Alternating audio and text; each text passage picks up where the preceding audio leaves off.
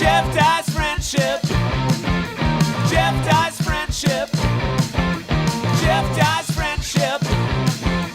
Jeff Dye's friendship. Jeff Dye has friends. No, really, Jeff has friends. Jeff's friends are on this podcast. Jeff Dye's friendship. Jeff Dye's friendship. Jeff Dye's friendship. Jeff Dye's friendship. Friendship. Welcome back to Jeff Dye's Friendship Podcast, episode 115, 115.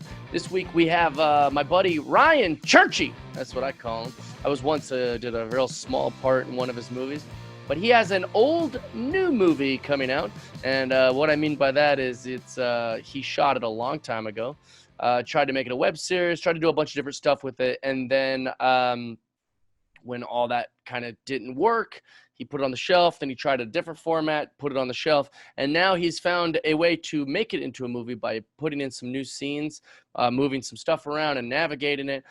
So I invite him on the pod to talk about this process and talk about his new movie, new old movie, him and one of the leads, Mel Rodriguez. I hope you guys enjoy this interview. I'll admit I was a little out of it. I was a little clunky.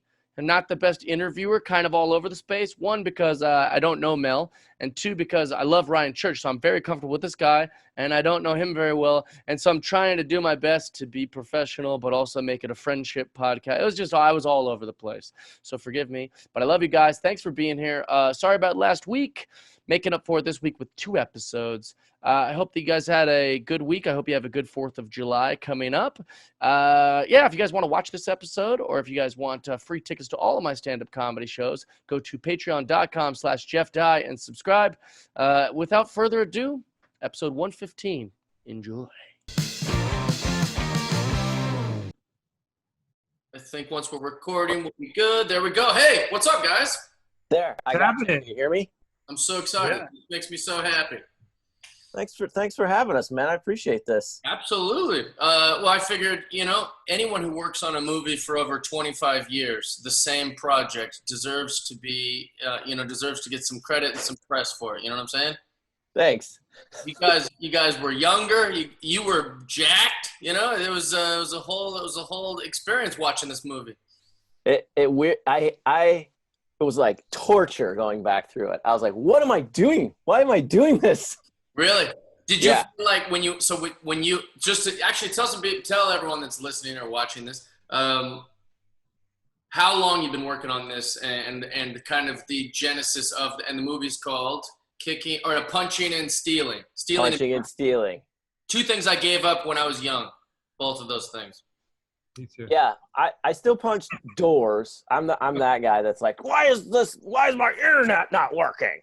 Yeah, and you kick bags. You kick boxing bags, according to your social, Yes, yeah. You guys still punch things that hurt, like you run into, like it's a thing, like it hurt you, and you punch it. You do that. Yes. Yeah. Like you run into the table and you're like, motherfucker. Take that, table. Yeah. God damn yeah. I was moving a mattress and I pulled it into the door and the door hit me and I was like, you're black. That's fun. It's good. Yeah. Take that.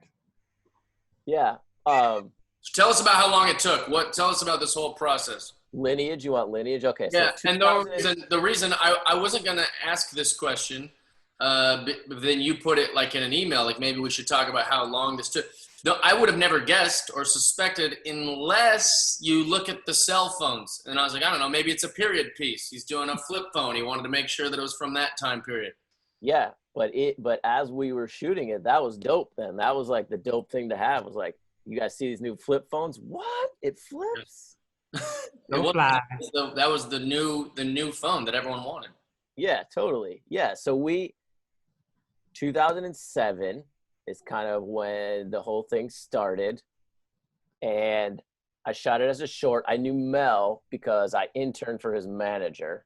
Okay. And Mel was awesome, and I asked him to play the role, and he said yes, and I was like, what? And then so we shot it, and I tortured him for like 4 days straight, and it was a short. So it started as just a short.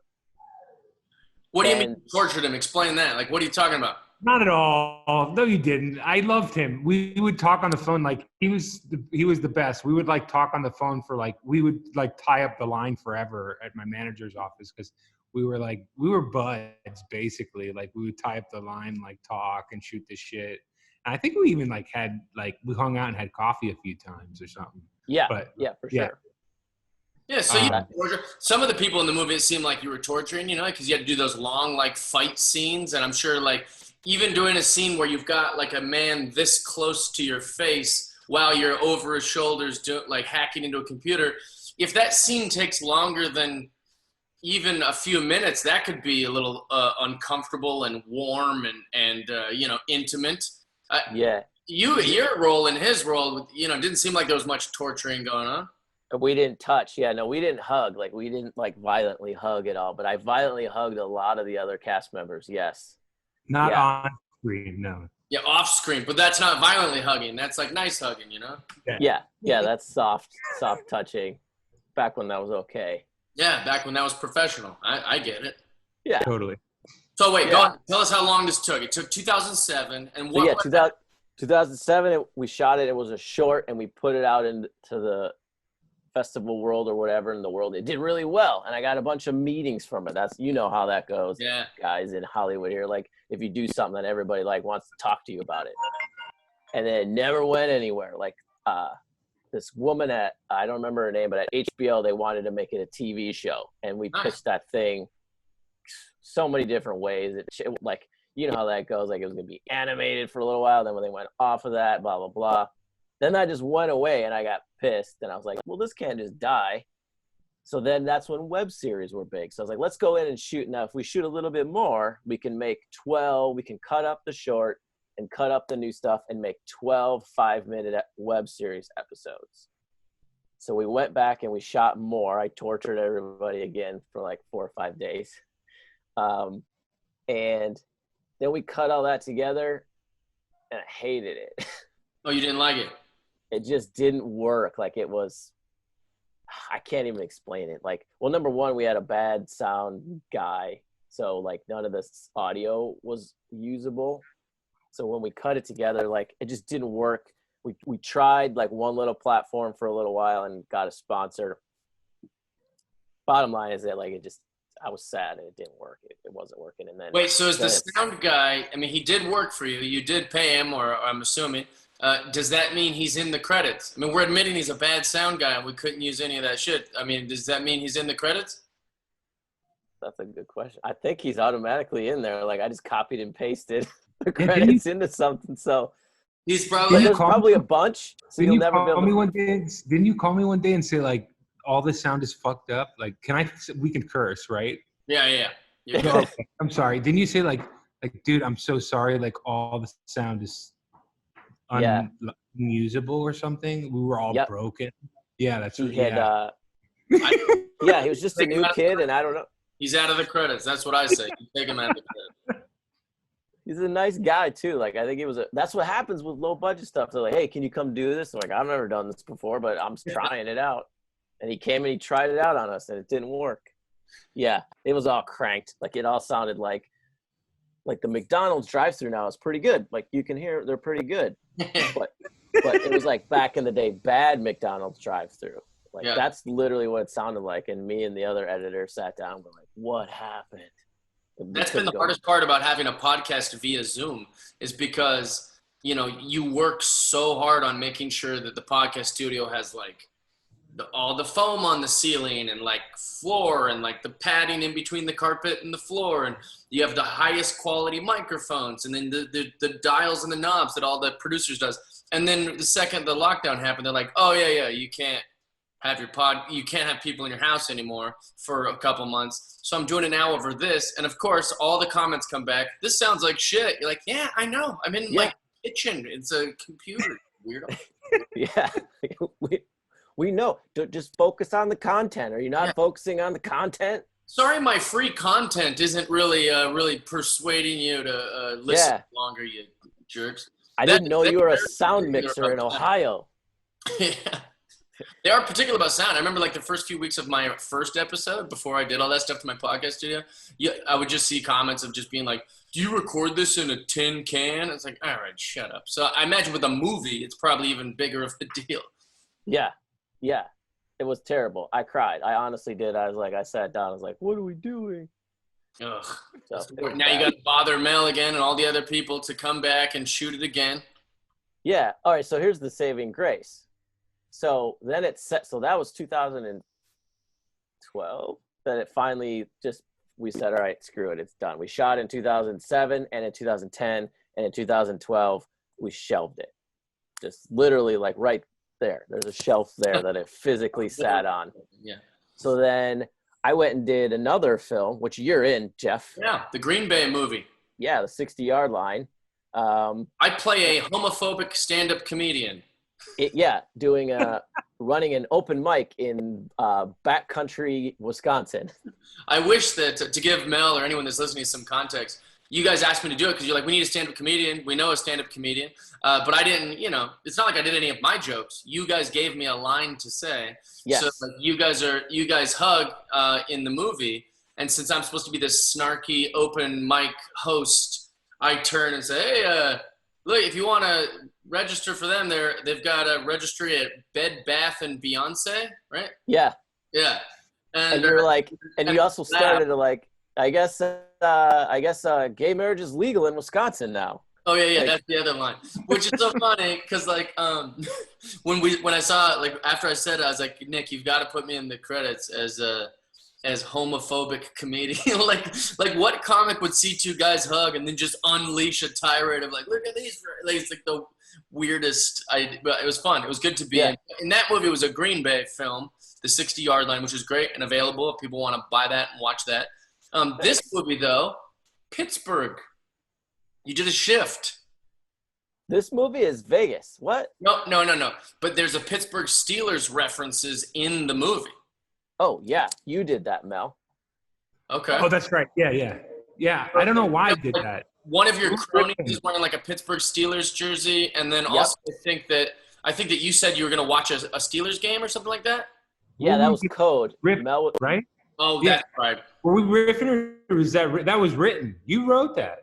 No, you were improvising that all that stuff. Was awesome improv. Yeah, with that I just riffed. Yeah, I was possessed. I was possessed by that weird Cuban mobster dude. I love that. So wait, I want you to keep talking. I keep branching off onto separate things. So go ahead and finish what you were saying. Me? Oh, right. About the timeline of this film.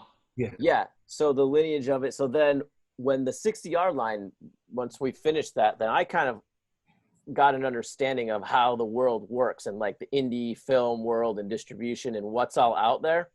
And to be honest, there is a lot of terrible, terrible shit for films out there. That's how it works.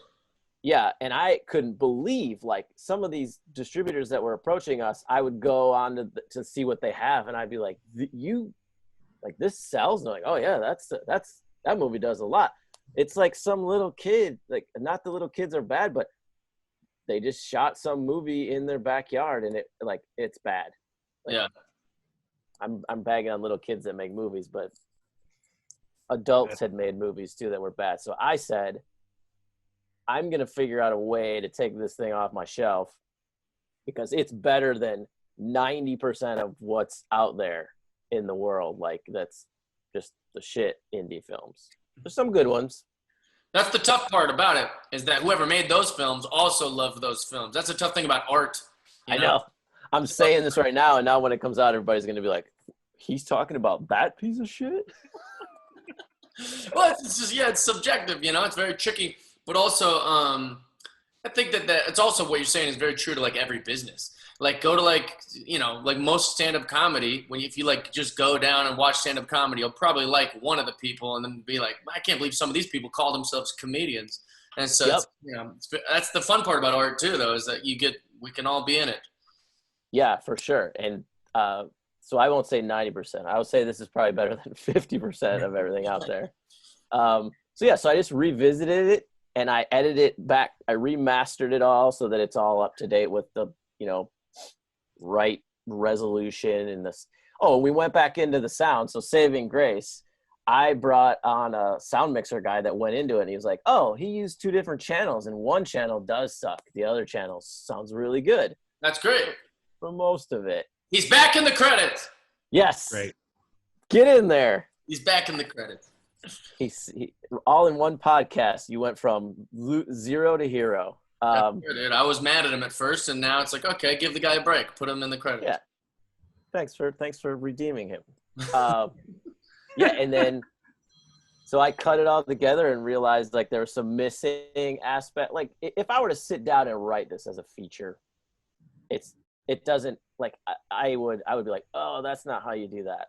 But since it's reverse engineering a movie, I did it backwards, So I wrote it from what was already there and then went back in and I shot some, as you saw, spoiler alert, the interview. I'll just call them the interview scenes. Okay. Spoiler. I went back in and shot those. It all makes sense. Yeah, that just helped fill in some gaps of, there's still a lot of like, I always try to assume the audience is smart. Like you can pick 2 different paths when you're writing or making films. See, stand-ups, the masses are asses. Like that's the rule of thumb, right? Am I right? Well, no, I don't like to generalize all the time, but like I'll use TV, for example. Like the guy from Big Bang Theory goes home to his house every night and looks at all 12 of his Emmys and says, I'm the funniest man in America. But I mean, if you watch the show, you go, ooh, and my mom is, my mom and dad think it's the funniest show they've ever seen in their life. Yeah. Then, Arrested Development gets canceled, it's very tricky about people's tastes. McDonald's is the most popular burger in the world. Yes. They think it's the best burger. No, it's just the most popular burger. Yeah. And so I think the same is kind of true with stand-up. It's like you're going to get a lot of, and I don't want to out anybody, but, the kind of bare bones stuff, Yeah. And Mel, you'll agree, like filmmaking and TV shows are the same. Like you can either try Formulaic. Like I say, There's the formulaic versions, and then the people that like kind of take a leap and get very, very creative and take big risks, and are very, very I don't know, just different, very, very different, and not the typical TV show, and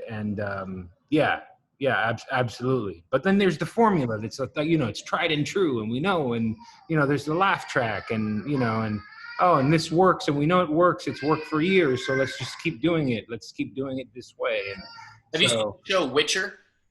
What's that? Have you guys seen the show Witcher? I know what you're talking about, but I haven't seen it. There's a show, and it's incredible, and that's a good example of them giving their audience too much credit. Like they're like, oh, people will follow this. It's so complicated. Like a character will die and then be in the very next scene, and it's because as you find out, the show is being done on 3 different like timelines, and they eventually match up. It's so confusing. So just as a test, I said to my parents, hey, you should watch this show Witcher. And then I waited like weeks because it's going to take them a while. And my parents, God bless them, but they're dum-dums and they're old and they're very simple, sweet people, but they are simple. And I messaged them a couple weeks later. I said, hey, did you ever watch Witcher? They're like, we turned it on. We couldn't figure that out. And it's like, it's a masterpiece. And they were just like, and so it's like, there's 2 types of things. Do you want to make this, or do you want to like make some money for the people like my parents? So yeah, right. And the great thing is that now with all the content and all the different avenues, different channels and stuff like that, there's something for everybody. Really, you'll find your audience. Yeah, for sure. Right. Yeah. Yeah, and that's a hard thing of like, I sometimes make the mistake of mixing it. Like I think we did that with the 60-yard line, is like it kind of could seem like it's a studio film, you know, like a formulaic film, because it's like the artwork, the poster, and everything that goes along with it is like 60-yard line, which a lot of people love. But the writing in it sometimes is like, it's pretty like I'll call it like not British humor, but you know, it's a smarter humor at times. Sometimes it's dumb, sometimes it's not. And right. I can't tell you, like, the movie was somewhat successful, but I think like sometimes it behooves you to pick. Either you go way down the make it a real thinker, like you know, like a Coen Brothers type thing, or go the other way and make it like a Sandler thing. Yeah, So, tricky one to choose. I know which one I prefer, and I know which one makes more money, so it's tricky. yeah, it depends on what I'm in the mood for. But anyways, I just, the point is that this film, I went back in and I tried to answer all the questions and make it so that it's kind of like everybody that likes Guy Ritchie or Quentin Tarantino movies or Coen Brothers movies will like this movie. So I think like when I went back in and scripted it, I kind of just had to keep that in. That was my tunnel vision. I was like, I want to benchmark these guys and try to keep that in mind with the humor, with the tone, the look, the pacing of, like, you know, that's what I tried to do with this film for the most part. So there's like humor, but it's not Adam Sandler humor. It's like Coen Brothers humor. I love that. Can I just say something about this guy? I'm so proud. I'm so proud of him. You know what I mean? I just, like, you know, here we are like 13, 14 years later, right? Yeah. You know, and basically, like, back in the day, you had the talkers, you know, you had the guy who, like, you know, you had the guys who said, like, you know, yeah, we should get together and we should do this, we should do that, and blah, blah. And nobody was a walker. You know what I mean? Yeah. And Ryan was always a walker. You know what I mean? And he, like, would get people together and he would do stuff. He would do it. You know what I mean? Yeah. And he did stuff, you know? And we had, this was the first time, like, we really had access to, like, the cameras and this and that, to actually, like, get friends together and do your own shit. Yeah. You know? And he knew that. And he would get people together and we would do our own shit. And so that's why I was hyped about, like, absolutely, call me up. Let's do it. Let's do it, man. You know? And he never let this thing die. You know? Even now, like, he was like, I'm not going to let this thing die. Like, I'm going to put this thing together 12 years later because I think it's still good stuff. I think it's still good work. And I'm not going to let it die on a shelf. You know what I mean? I love that. I'm so proud. There must be 100 people in this phone who we will do exactly what you said. We'll go get lunch or we'll have a meeting. And it's always just like, man, I think, you know, we got to do something. We're going to make something. And it's like, and I'm guilty of it too, where I'm just like, yeah, let's, but I don't. You know, I work on other people's shit and I do whatever. But I also admire that too, is that not only did you feel like it had run its course, like doing all the meetings and stuff like that, like you said, but then you were like, well, let's try it in this formula. Let's try it as a webisode. Okay, it's not a webisode, or at least I don't want to make it a webisode anymore. Now let's try it in this. So I commend you on that you really grinded through it. You're like that guy from, you remember seeing that movie, that documentary, American Movie? Yes. Yeah. From Wisconsin. That's him. Yeah. That guy's the best. Gosh, what's his name? Let's go get a couple pictures at Mitchell's. Yeah, and his buddy's like sober. He's like, I don't want to spend my lottery money on your beer. Yeah. But the reason I said that is because he started a movie called Coven. And Coven. Yeah. Coven sounds like oven. No, so Coven. And then he made all these other films and then came back and then it just was trying to release that first one. That's the only reason I was saying that you like him. I mean, you got to give it to the guy, right? You know? Absolutely. Yeah. He made Coven, dude. And he went on, you know, he wasn't a talker. He was a walker, bro. Which was a phenomenal 15-minute movie, you know? Yeah. Yeah, that guy's amazing. He's still like, he's like king of film in Wisconsin. Because when we went back, Jeff, to make the 60, like everybody we talked to, like, to get crew or like, hey, do you know a cameraman or a sound man? like somehow that guy's name would always come up. Like they'd I'm be trying like, to you find got a a call. Really? Yeah, he's like the godfather of filmmakers in Wisconsin. Mark Like you gotta kiss That's the it. ring. That's it. Yeah, you do. Like he's always he comes and speaks at film festivals all the time. Like, and if he's there, the press is like there. It's like, but it's just local. Like if he comes out here, people would be like, oh God, what My is this? first job was at Hollywood Video, and I was like 15 and a half. I'm 37 now, so I don't know how long that is. But I was so ahead of the curve on like getting like documentaries and like watching them at my house, like on VHS. And I remember when I found that, it was the greatest thing I've ever seen. And I would reference it at school, and people are like, because it doesn't do it justice. You can't just pull up your phone and like, here's a YouTube clip. Watch how silly this is. Everyone's just going, what? Why is that funny? He's kind of a loser? Like, I don't understand. And you're like, yeah, but he's awesome. I mean, he's kind of like broke and shit, and nobody could get it. But now it's great because I feel like I was ahead of the curve. Yeah, for sure. I can't not erase something on a dry erase board and go, shit, I didn't mean to erase that. Just Have you seen it, Mel? I forget. Did you say Oh you have yeah. it? Oh yeah. It's beautiful, man. It's like this guy's a pit bull with a robe, man, with tire. He just like freaks out on his mom all the time. God damn it, Mom! Yeah, the best part is when Brett Favre wins the Super Bowl, and for some reason he identifies as a champion like Brett Favre. Yes. So he sees it like as a victim, and he's like, that's right, man. All you fucking goddamn fucking stupid bullshit fucking workers at the warehouse. And then his father comes in and goes, Mark, language. None of that. And it just starts doing it quieter. That's Yeah. all you workers. It was just so, I mean, that movie is money. It's amazing. Those are my people. I want to ask you, Mel, about your career. You've been on a ton of things. I was looking at your IMDb today and like going through all the stuff. Well, first of all, why are you in New Orleans? What are you shooting out there? Is that where you're from? Is that where you live? Well, I got called out here I'm working on a show called On Becoming a God in Central Florida out here, or was supposed to, and it got put, it was right before the pandemic started. So I was waiting on, we were supposed to have a table read April 9th, and then that got pushed 2 weeks, and then now it's been pushed indefinitely. And now we have a new start date, which is in August, late August sometime.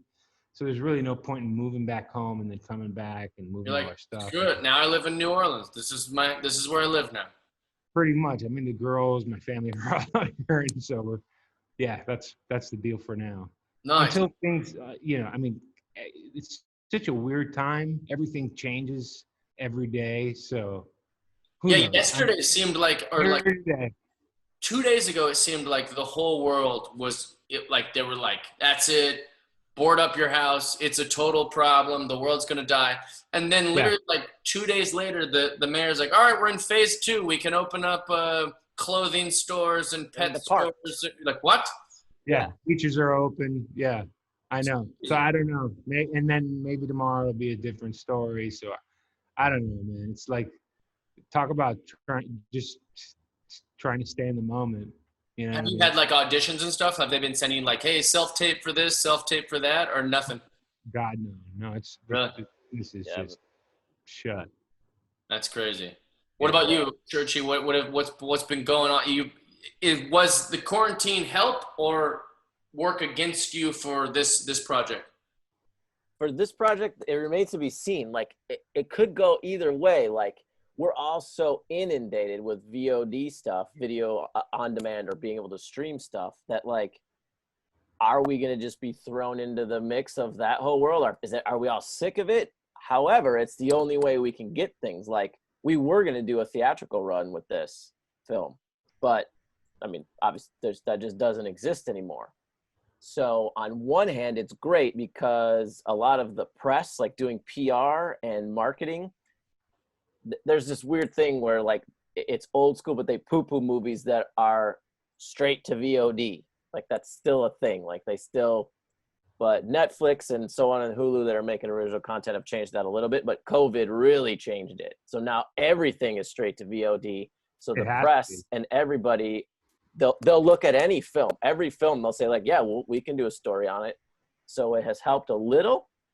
So you were saying you're happy about COVID-19. That's what you said. That's a quote from you. You said. No, I hate this. You kind of did. Don't misquote me on that. I hate this. I'm not gonna lie. I wanted to clear the air. I don't want to put words in your mouth. It's just that it sounded like you said. Hey, look out, Grandma. That's fantastic. I've been I've never watched more TV and movies in my life than these last 2 months. Same. Well, I'm like, I mean, there are no theatrical releases right now, and you have to like, this is the new in this. For now, Now at least, this is the way we have to watch stuff. Yeah. Which one of the things I watched while I'm in quarantine is the movie Onward, which you're in. Oh yeah. That was fun, man. That really turned out to be a really cool movie. I saw that you're in Onward, and I watched Onward. What character are you on Onward? I play Mr. Colt Bronco, the Sheriff Colt Bronco. Oh, nice. Yeah, that's a fun character. Yeah, it was really fun. I didn't realize how big the part was going to be. They just kept calling me in. They kept coming. I was working in New Orleans on this then, and they kept coming out to New Orleans, and I was like, wow, that's really got to be expensive for them to come out here and like. It's Pixar, dude. Bottomless pockets. That Pixar. Yep. Yeah, I was like, wow, that's good. And then I was like, friggin' Disney Pixar, they've got a lot of money, So I was like, I figured it's pretty easy for them to do that, I guess. And if you don't know Mel and his clothes, Mel is a very amazing dresser. And really? If you go find some of the blue carpet, red carpet for Onward, like my wife would even be like, you should get some stuff like that. Like, look at this. She was pulling up pictures of Mel on the red carpet in bed. Like, you were with your little girl, weren't you, on the red carpet for it and all that? Is that right? Yeah, we brought it. Amazing. Like, you should see Mel's clothing. It's like, it's cool. You know how like white guys can't pull off black guys' suits? Yeah, I can't pull off anything. Me and Mel have opposite talents. Nobody's ever been like, who dresses good? That Jeff Dye. That's the beauty of being a comedian is I always look like shit, and people go, isn't he silly? You're like, no, I just don't know how to dress. Yeah, well, but you're tall and good looking, so you both got me beat. Like, I'm just this scrawny little, like, can't do anything guy. Not in this movie. This movie, you're jacked. But anyways, I have drums in my blood. I'm Cuban, so I have this like rhythm in me and this color and So it was interesting that you can do such a convincing accent. Yeah. That was really, it was insane. It was man. When I popped on here with you and you started talking before we admitted Ryan, before we let him into our chat. I was like impressed. I was like, oh man, his the way you are here is so much different than the character that's on the movie. So it's pretty cool. Like I'm not a very good actor, so it's a cool transformation to like see that someone can be that all over the place. And and you definitely don't have like a horse body like the sheriff, So there's that. Well, you haven't seen my legs, bud. You don't know. I can hide your horse body in the punching and stealing. Oh, that's right. Yes, you can see my legs in the movie. That's right. It was so hot. Let me tell you a story about when we were shooting. We shot the houses that we shot in. The main one is in Burbank, and it was it gets hot. I was your place. Yeah, he was. Yeah, and like I and Mel's a sweater. Like not as in like a cardigan, but like he sweats like I do too. But poor guy, it was because we can't have the air on, as everybody knows. There's no secret in the filmmaking. You can't turn the air conditioning on when you shoot. Mel would lay in the front yard, he would just take his shirt off and like just lay in my front yard, just like That's hilarious.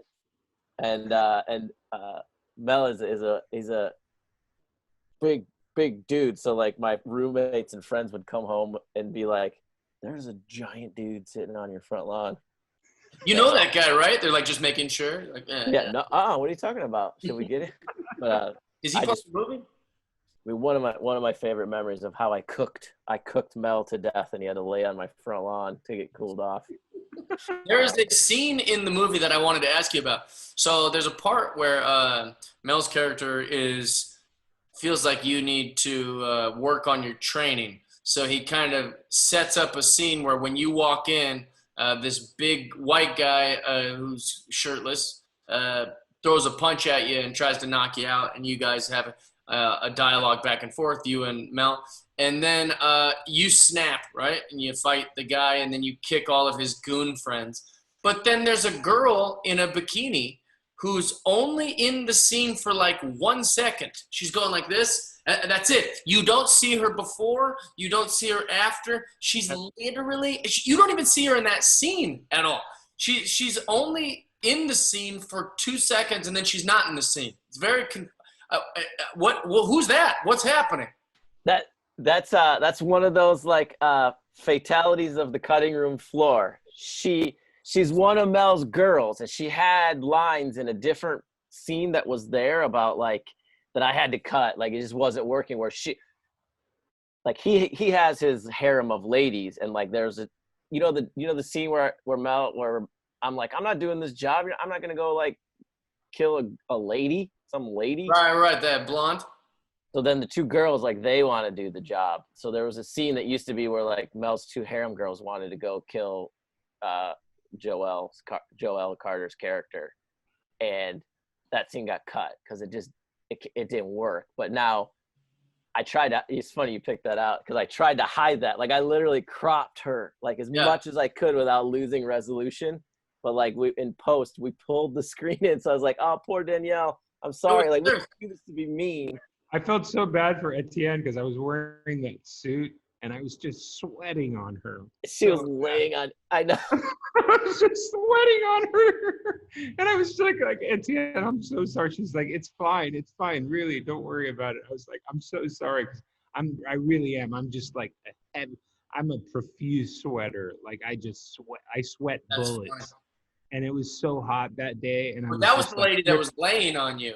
Yes. At least she's in the movie, you know?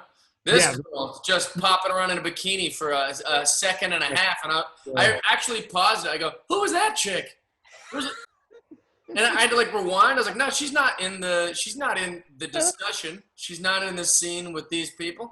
And then I watch it again, and she's a beautiful lady. I was like, oh, that's another girl. She's right there. All right. And then I wait, and then she's kind of looming, just kind of like right. You can kind of see like her teal, or not teal, but like the peach outfit she's wearing. Like just a little bit. It's pretty funny. Yep. Yeah, you caught that's indie filmmaking. There it is. And a little Easter egg. Just an extra character. Yeah, it's a to be continued film. So in the second one, she's huge. Plays a major role. She gets 30 seconds of airtime in the sequel. 28. I love it. How can people watch this movie? Like how you said, or do we not know yet? Yeah, no, we know it's going to be out June 2nd. So, and it'll be on anywhere that you stream or get DVDs. It will be there. So it'll be, Amazon, iTunes, whatever. If you have Comcast or wherever your cable or satellite provider, it'll be on VOD for a while, and then after that, it kind of rolls out to all the other places like every film does. So yeah, just like any movie that was in the theater, it'll be somewhere where you get your on-demand stuff. What is I want you to explain you wrote it, right? Yes. Okay. So when you were writing it, what made you want to do like a fighty kind of guy? Like, is that like one of your interests? Is that like why? I mean, I know you do, but was that what you had in mind? Like, what if, or like, how did it come to be that way? Yeah, for sure. So when I wrote it, it was when the UFC, it was like, I started writing like 2006. So I had been into the UFC and Muay Thai and boxing for a long time. And I'd always, sure, there's like what's his name, Stratherin, like people that can fight in movies. Jason Statham, yeah. Slytherin. Yeah, what did I say? Yeah. Slytherin, I think. I don't know, but we know who you're talking about. Statham. Slytherin and Slatherin. Jason Statham's been in 100 movies. He's had 4 lines. Exactly, and because they tried to give him more, but then he ended up like that girl in the bikini. They had to Yeah. cut It's him. like, can't I just drive this car off of a ramp into a fiery pit shooting guns? And then, like, yeah, and then do this. it's pretty dope. I'm gonna admit, I'm his target market. You know. I love it. Yeah, so that was huge at the time, and I was really into it. And it all started off like I'm a Second City guy originally. Like that's where I never had done any acting and took classes at Second City, and their whole kind of thing is that everything usually starts with a line of dialogue. Like that's how you get your improv and your sketches is like somebody starts you off with a line of dialogue, and then you improvise relationships and your who, what, where, when, and why from there. So I always had this in my head of like, how many movies have you seen where like somebody shoots a gun and it's inside a house or inside a building? And they never address like, do you have any idea how loud that is? Like The whole neighborhood should know. yeah, like and your ears, like I've been inside an indoor shooting range before, and if you don't have your earplugs in and you shoot, like you can't hear. Like it's like, oh my God. And nobody ever addresses that. So the line of dialogue was like, holy shit, that's really loud in here. Yeah. And then that spiraled into like, well, what kind of character would say that? Like somebody who just shot somebody and might have killed them.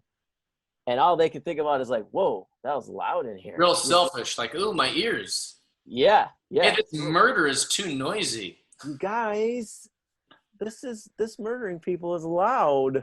We should find a less noisy way to murder people. Yeah.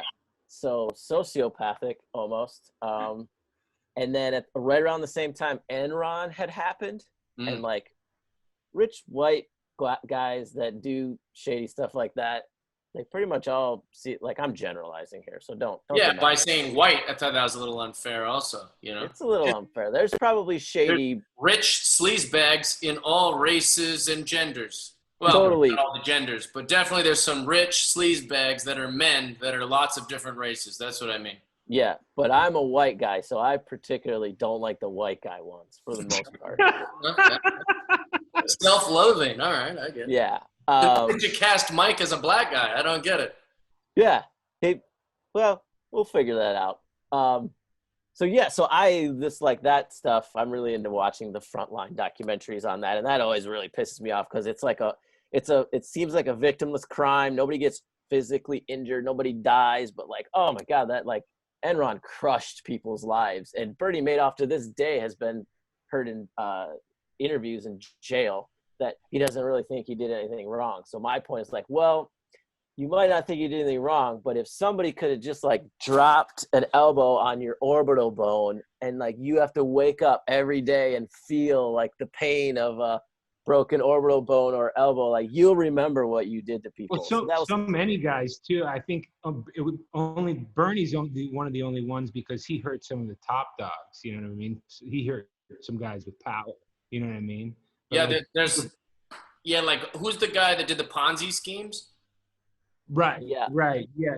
Yeah. Exactly. The names we know are of guys who were able to take hundreds of millions. But like a guy like I actually have a friend's dad who did a pretty bad thing. He would what he would do is he was an attorney, and so someone would come to him with a case, and he would say, oh yeah, we can I'll look into it, right? Like let's say Hooters wronged this employee or something, and then what he would do is he would go to Hooters and say, listen, we're gonna sue you and you're liable, and we'll have a pretty good case. And then Hooters would say, listen, we don't want the lawsuit. We'll give you a check for is 80 grand. Okay. Right. What he would do is he would take the 80 grand, then go back to the client and say, we really don't have a case, to be fair. Mm-hmm. I don't. Wow. And then he would just keep the whole thing. And he got caught and actually went to prison. It was like a whole thing.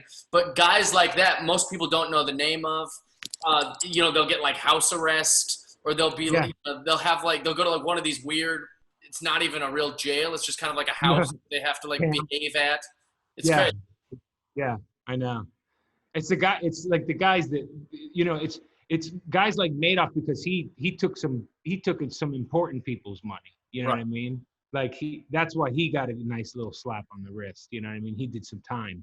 But like, if it was, there are guys who like, when you hurt little guys, you don't. Right. No, nobody. Yeah, they barely even punish them. They barely do anything to them. Yeah. There's a guy on the McDonald's. Have you seen the HBO documentary McMillions? Yeah. Yes. He rigged the whole McDonald's thing. He literally ruined people's lives, including the people who he That was gave the nuts, little dude. thing to. Yeah. And I think he did like a year or something. Yeah, Like yeah. it was like it was so crazy that nothing bad happened to that guy. And I love that your character he feels like, no, we're doing the right thing by punishing these guys. However, Matt Iceman and guys like that who are just bodyguards to these guys, I don't think they deserved death, Ryan. Well, they're just collateral damage. Like that's gonna happen in any war. Fair enough. I'm glad you had an answer for that, because I was like, well, this guy probably just got hired because he's like, I don't know, I'll be a bodyguard for this wealthy guy. And Yeah. he's got Should to. happen. He's like, Shit I've been happens. working the door at the Mirage sometimes. I could do some stuff that got some guy's house. Yeah, Yeah. and then get murdered. I was also hoping to find a girl as loyal as the woman that is in your film. Yeah, she's boy, love can be thick. Yeah, she sees two dead bodies and she's like, all right, let's talk about this. Like Yeah. what's going on here? Why? I was like, I don't know any girl that would be that great. This chick's the best. Ride or die. Ride Some or girls just want to get married so bad, like doesn't matter. That is true. That's the real underlining the I don't know the word for it. That's the real undertone of this film is like what you'll do to keep a man and get married. Yeah, True. I mean, like she defined that old term stage 5 clinger. She's the one that started it back in the day. Like I didn't start that term, but it's meant for her. It was meant for her. All right, so keep going. Keep telling us. I keep distracting you guys. I'm sorry.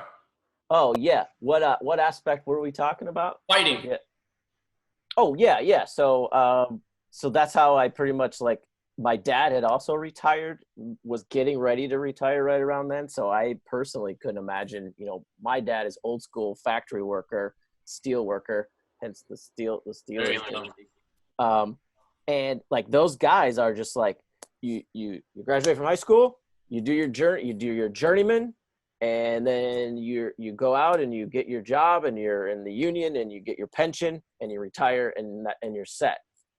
Those guys aren't around anymore. So I couldn't imagine like my dad now collecting his pension. Like what if that was gone? Like what if some dude mishandled that, which happens often. And, I would just, you can sue them and you might see your money in a few years. You might get little payouts here and there, but it's going to get tied up in appeals forever, blah, blah, blah. I couldn't imagine that happened to my dad. And all I could imagine is like, God, I would just wreck a dude if he did that to my dad. I keep thinking about I think about that every time I get into an Uber and my Uber driver is some strong-handed man who's like 70 years old. And I'm like, what? Why is this guy driving Uber? And I was like, oh, yeah, he probably used to work down at the old mill. And that's not a job anymore, Yeah, it's crazy. So that kind of was that created the world. And then it's all just set inside of like the story. I like to do that, create cool worlds, and then put just a simple story in it of like, boy meets girl, will boy keep girl type thing, So that's kind of like the central story of the film. And then Mel kind of plays he's pretty much the bad guy or the anti-hero of the movie. And yeah, that's where we're at. I love that. I've never been the big UFC guy and the whole all that mixed martial arts stuff. I imagine we'll see your movie ripped off into a TV show, and they'll star like one of these UFC guys. I could see that happening. Someone watches it and goes, "Hey, that's a really good idea. I bet we'll get such and such." Well, what's his Conor McDiaz or whatever the hell, Yeah, he's a really good fighter. And then you'll have to sit at home and go, "Wait a minute, I recognize this film." Yeah, and then the TV industry goes, "No. We changed it. This isn't corporate fraud. These men were sex trafficking, so it's totally different." You're like, I don't know. It still feels kind of the same to me. Yeah. I'm going to have to sue Conor McDiaz for sure. I don't know what their names are. You know their names. I didn't want to say Conor McGregor because he can't act, so I had to come up with Yeah. Only one I That's knew. okay. He does like a proper 12. He's okay in that. Like, see, I can't do Irish, but Mel, can you do Irish? I might be able to. There you go. oops. Tell us. I want to hear about your project on HBO, Mel. Oh, so Showtime. it's on Showtime. Oh, it's on Showtime. Yes. Sorry. No worries.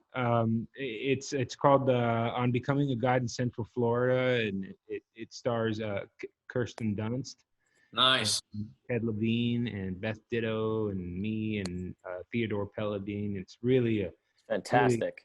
really great storyline. It's about kind of like a multi-level marketing, basically pyramid scheme type thing, cultish pyramid scheme type thing, and yeah, it's I think it's great, man. The writers are really amazing, and the directors they have are really great, and it's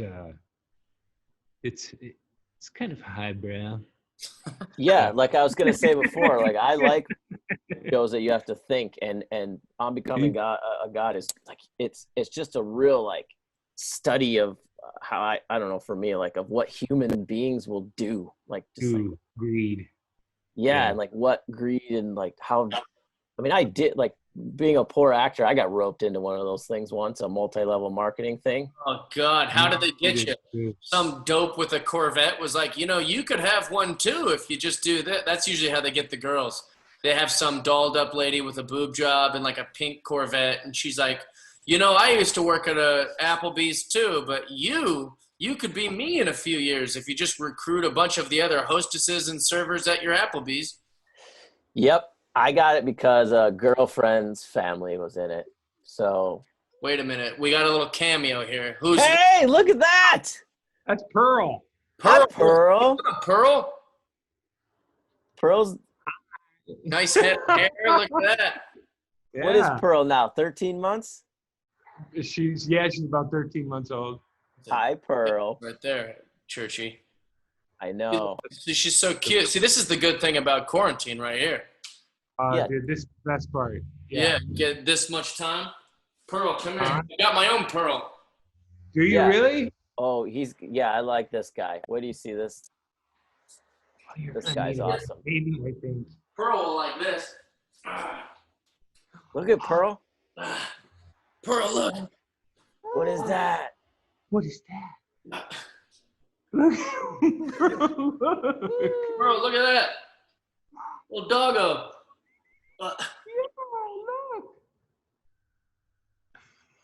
So, if they're listening to this, because this goes out on video and listening, so hey, if you can't hear what we're doing, right, if you can't make sense of what's happening, you should be a Patreon subscriber so you can actually see that there's a cute baby and a cute dog. You should subscribe.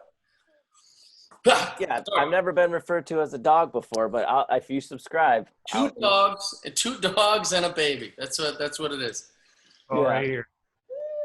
All right. Yeah. Wait. So go ahead. Keep telling us that. I lost my train of thought with the dog and the baby. What were you sharing? Oh, you were talking about like what human beings will do. You got roped into yeah. So just going back to Mel's show and how just for me, it's like it's so on point. Like literally, like they rope you into these things. Like I remember the first time is like, can I ask you a question? What if I told you that you? Bad start. Yeah. What if I told you you could make $1,000 a day and be your own boss? Would you want to hear more about that?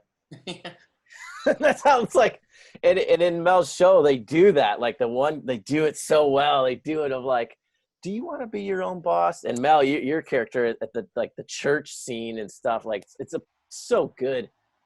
It's like those casting couch pornos when they're like, hey, how would you like to make 10 grand a day? And she's like, it's like, of course, who's going to say no to, be like, nah, that's crap money. Back to Red Robin. Like, no, that's good scratch. Yeah. Exactly.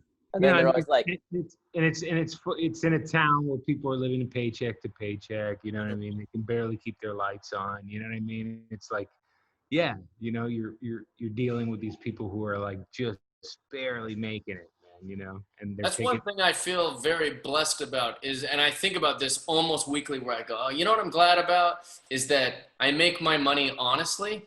And Yeah. I think that is a blessing that I never, like if a cop shows up to my door right now, I never go like, oh God, I would go, oh, what's this? Like I literally have nothing to be afraid of, which is why I'm not a cheater or why I don't like get into fights or I don't have the stomach for any of those things. I don't Even if I thought I'd get away with like beating someone up or stealing, I wouldn't be able to operate daily knowing that that's like someday might catch up. For sure. No, Yeah. dude. I grew up in Miami, and I have friends who are into shady stuff, and you know what I mean. Like, I can't escape it.